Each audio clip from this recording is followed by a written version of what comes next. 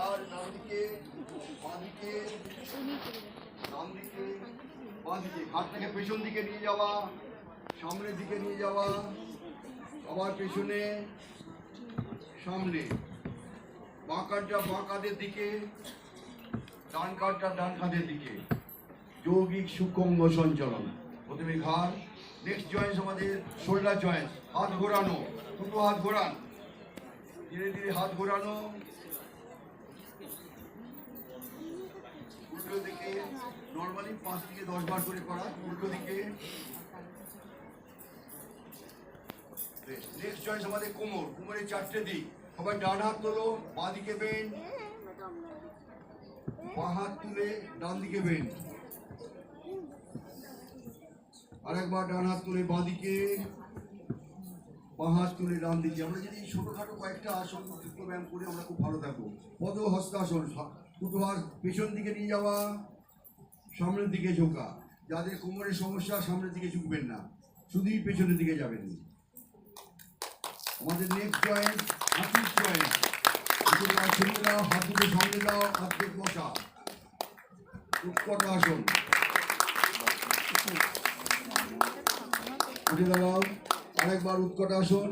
এটাও 5 থেকে 10 বার করবেন। আমরা হাতের সঙ্গে শরীর ভালো থাকবে। নেক্সট তালা আসন। Next joint ankle joint.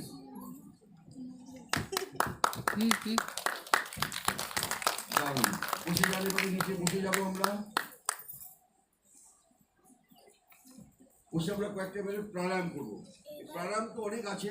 আমরা বলেছি যে আমরা শঙ্খ প্রাণায়াম, ভস্ত্রিকা প্রাণায়াম, কপালভাতি প্রাণায়াম, অনুলোম বিলোম প্রাণায়াম, চন্দ্রবেদন প্রাণায়াম, সূর্যবেদন প্রাণায়াম, শীতলী প্রাণায়াম, অনেক প্রাণায়াম। কয়েকটা প্রাণায়াম যদি করি, যেমন আমরা এরা করে প্রথমে দেখাচ্ছেন শঙ্খ প্রাণায়াম। দুটো নাক দিয়ে ধীরে ধীরে শ্বাস নেওয়া, ফু দিয়ে ধীরে ধীরে শাঁখ বাজানোর মতো শ্বাস ছাড়া। যতক্ষণ করে নেবো তার ডবলে চালার চেষ্টা করবো। এটাতে করলে যাদের অ্যাজমা আছে, শ্বাসকষ্টজনিত সমস্যা আছে, আমরা যদি এই প্রাণায়ামটা নির্গতি করি, দিনে অন্তত 3 বার করে, একবারে না করে 30 বার করে অন্তত প্রতিদিন করি, তাহলে আমাদের শ্বাসকষ্টজনিত সমস্যা ভালো থাকবে। কিন্তু তাই করোনা যে সময় হয়েছিল তখন তো ওটা মেনলি তো ছিল লাংসের সমস্যা। সেই লাংসের সমস্যার সমাধানের জন্য যে সমস্ত আসন প্রাণায়াম, তার মধ্যে অন্যতম ছিল এই শঙ্খ প্রাণায়াম। এবারে হচ্ছে ভস্ত্রিকা প্রাণায়াম। আমি বলেছিলাম 2 রকম। আগে 1 নম্বর দেখাচ্ছে দুটো নাক দিয়ে ধীরে ধীরে শ্বাস নিয়ে, দুটো নাক দিয়ে ধীরে ধীরে শ্বাস ছাড়া। গভীরভাবে ধীরে ধীরে শ্বাস নেওয়া, গভীরভাবে ধীরে ধীরে শ্বাস ছাড়া। একটা কথা সবসময় মনে রাখতে হবে, স্থিরম সুখম আসনা। ধীরে ধীরে যার যেমন ক্যাপাসিটি সে সেরকমভাবে দেবে, জোর করে কিছু করবো না। নেক্সট হচ্ছে অনুলোম বিলোম প্রাণায়াম। ডান নাকটা বন্ধ করে বাঁ নাক দিয়ে শ্বাস নেওয়া, ধীরে ধীরে। আবার ছাড়ার সময় চেঞ্জ। আমরা ডান নাক দিয়ে শ্বাস ছাড়বো, নেওয়ার সময় কোনো চেঞ্জ নেই, আবার ডান নাক দিয়ে শ্বাসটা নেবো। ছাড়ার সময় চেঞ্জ, একটাই ফর্মুলা, ছাড়ার সময় চেঞ্জ, নেওয়ার সময় কোনো চেঞ্জ নেই। অনুলোম বিলোম করতে পারে আমাদের স্পাইনাল কর্ডের একদম নিচে, যেটা আমরা বলে থাকি সেন্ট্রাল নার্ভাস সিস্টেম, আর যোগের ভাষায় একদম মূলাধার চক্র থেকে সহস্রার চক্র, ইরা পিঙ্গলার সুষুম্না দিতে দাঁড়িয়ে আছে, তার উন্মোচন হয়, একাগ্রতা বাড়ে। যাদের খুব চঞ্চল মন, যারা খুব চিন্তা করার ক্ষমতা নেই, রাতের ঘুম ভালো হয় না, তারা করবেন, খুব উপকার পাবে। এরপরে ভ্রামরী প্রাণায়াম অত্যন্ত প্রয়োজনীয়। শরীরের ভেতরে সমস্ত দিকগুলো কম্পন হচ্ছে ভ্রামরী প্রাণায়াম। এটা করলে পরে ওই একই সেন্ট্রাল নার্ভাস সিস্টেম থেকে শুরু করে রাতের ঘুম হওয়া ভালো থেকে শুরু করে মনোসংযোগ ক্ষমতা বাড়া থেকে শুরু করে প্রচণ্ড উপকার হবে। উল্টো কান ধরে রয়েছে, এইবার চোখ চাপা দিয়েছে।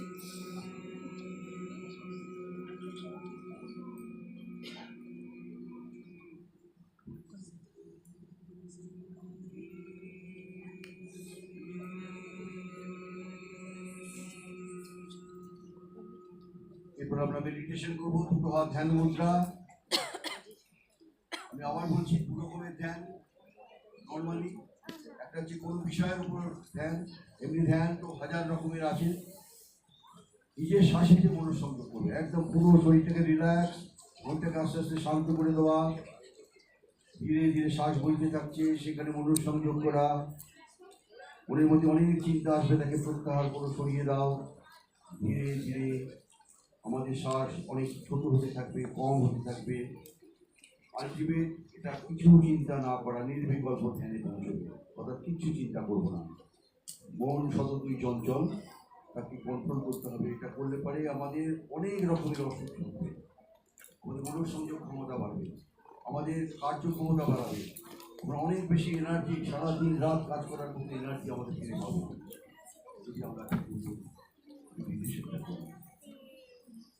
দুটো হাত আস্তে আস্তে ঘষুন, রাখুন।